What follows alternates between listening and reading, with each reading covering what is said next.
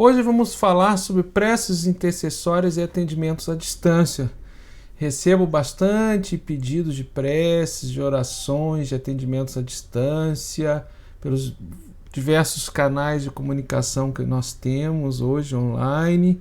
Quero falar um pouco com você sobre isso, fazer algumas considerações. Antes, peço, inscreva-se no canal e ative as notificações. Vários videocursos, Umbanda Pé no Chão, Mediunidade na Umbanda, playlists criadas, você já pode sair maratonando, tudo gratuitamente aqui na plataforma Universalista EAD.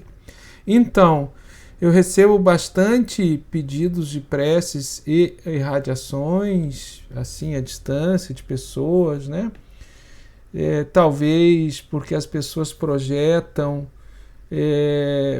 para aquilo que elas acham, aquilo que você representa, né? Por exemplo, escrevi alguns livros, sou dirigente de um centro espiritualista de Umbanda, mas eu sou um ser humano como qualquer outro, eu não tenho nenhum poder excepcional assim de realização, de cura, de falar o nome dos guias, de desenvolver médiuns à distância.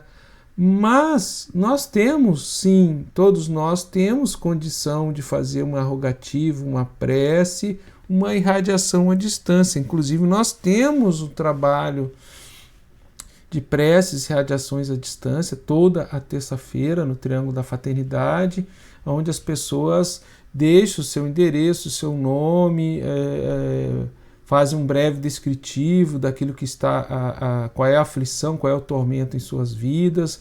Isso pode ser, inclusive, enviado pelo WhatsApp, né? Quando o pessoal pede a solicitação, a gente dá o número do WhatsApp, depois anota, e isso é encaminhado para os trabalhos todas as terças-feiras. Mas o que eu quero falar com vocês em relação às preces intercessórias é alguns critérios que nós devemos ter. Se o familiar ou conhecido está enfermo, mas ele está com o discernimento em dia, ele está expressando consciência, está conseguindo se comunicar, nós não temos o direito de pegar o nome dele, a situação dele, sem o consentimento do mesmo e levar isso para uma corrente de prece e irradiação, como fazem alguns irmãos nossos evangélicos, né?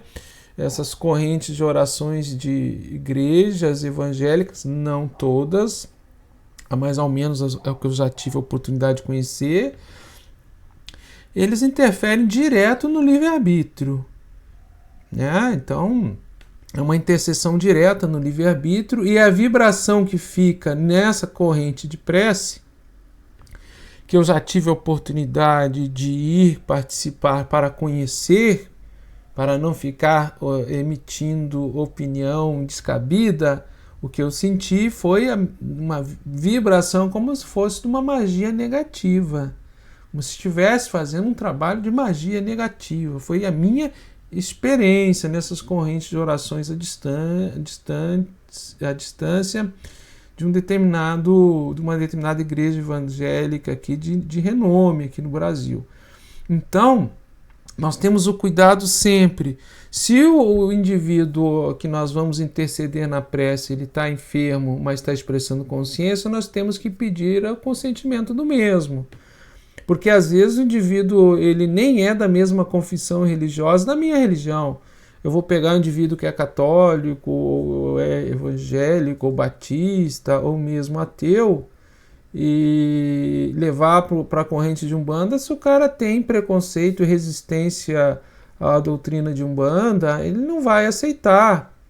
E levar isso escondido, será que vai funcionar? Então, primeira questão que eu levanto, o respeito ao livre-arbítrio. Para botar o nome do indivíduo sem o indivíduo consentir, existe uma possibilidade, ele estar inconsciente.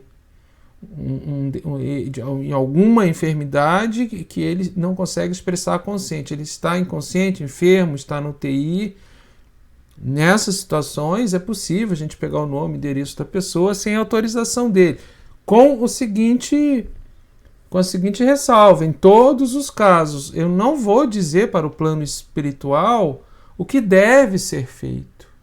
Eu levo nome, eu levo endereço, eu vibro a Deus, ao Deus da minha devoção, o meu nome e forma de Deus, a deidade que eu tenho, que eu sou devoto, ao guia espiritual, ao Pai Velho, ao caboclo.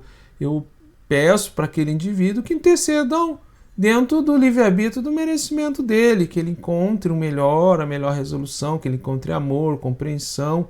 Mas eu não digo ao plano espiritual o que deve ser feito, porque o plano espiritual tem onisciência.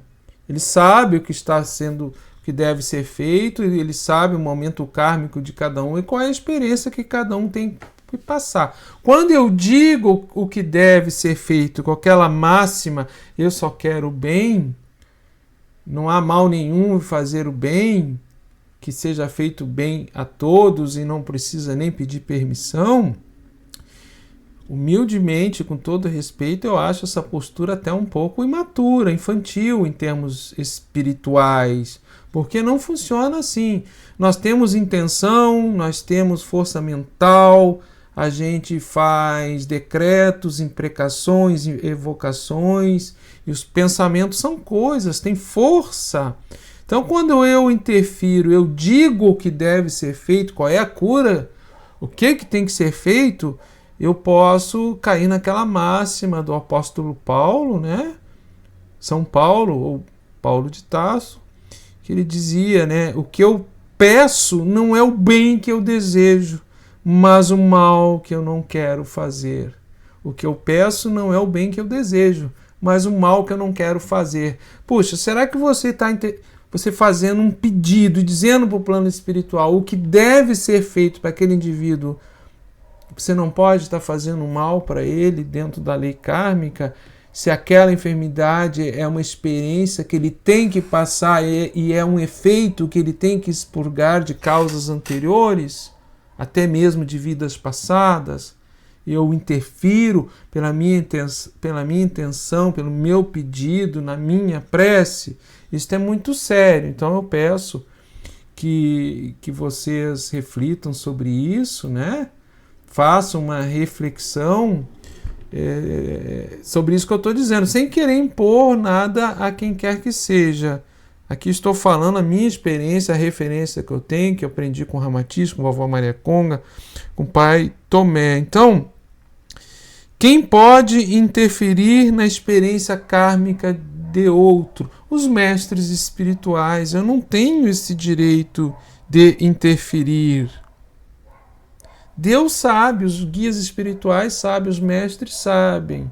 Então, posso fazer preces à distância para enfermos, familiares?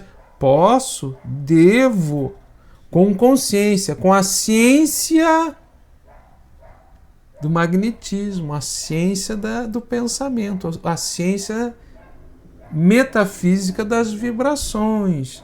Quando a minha intenção, conjugada com a força mental e com a conjuração da prece, é direcionada para o outro, eu posso estar interferindo e, inclusive, atrapalhar o plano espiritual naquilo que o indivíduo tem que passar. O indivíduo está numa situação de desencarne, ele tem que desencarnar naquela situação.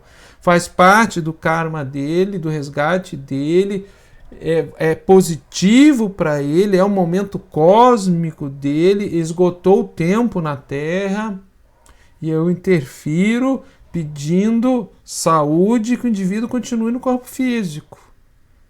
Ou seja, eu limito a saúde, eu limito o bem-estar, eu limito o merecimento e o karma do indivíduo a ele estar no corpo físico, e nós não somos só esse corpo físico, pelo contrário.